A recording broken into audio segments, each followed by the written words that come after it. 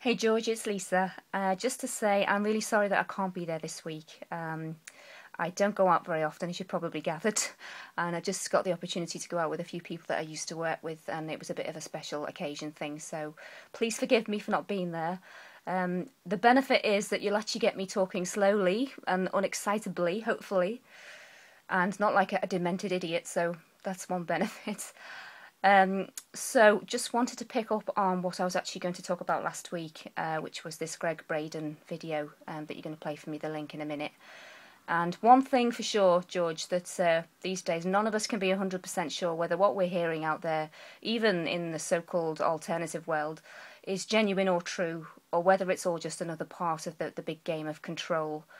And when it comes down to it, and it's very easy to become completely paranoid and cynical, which is not a good place to be. We just have to go with our guts. So, following on from what I was talking about the week before last, and what Robert Young was saying about the power within the human heart that's been forgotten by most of us, I've been listening to Greg Braden for a while, and what he says really rings true to me.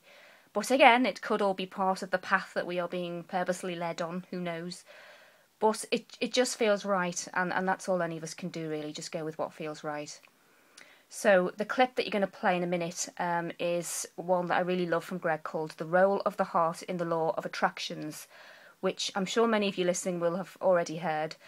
And he's talking about the role of the human heart in the manifestation process and the vibration of our beliefs being sent out by the heart in the form of electromagnetic frequencies, which basically affect the atoms that are around us. And in essence, what he's saying is that what we as individuals feel inside and project outwards is being proven to have an overall effect on the environment around us due to these fields that are emitted.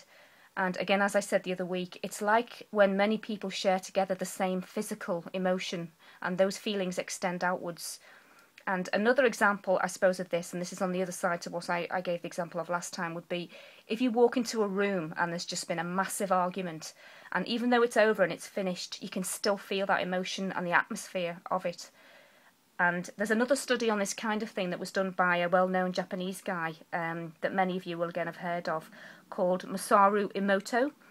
And he did a number of crystal experiments which consisted of exposing water in glasses to different words, pictures or music, and then freezing them and examining the aesthetics of the resulting crystals with microscopic photography.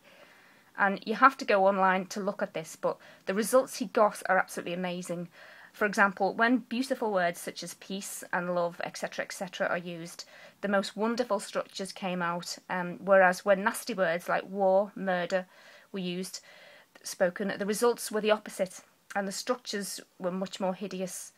So Emoto was basically saying that the human consciousness has an effect on the molecular structure of water. And what are our bodies mostly composed of? Yep, water. So in a nutshell, the effect we have on each other through what we project is phenomenal. And so if we have everyone walking around in fear and depression, then it spreads outwards and it affects the whole world, I feel.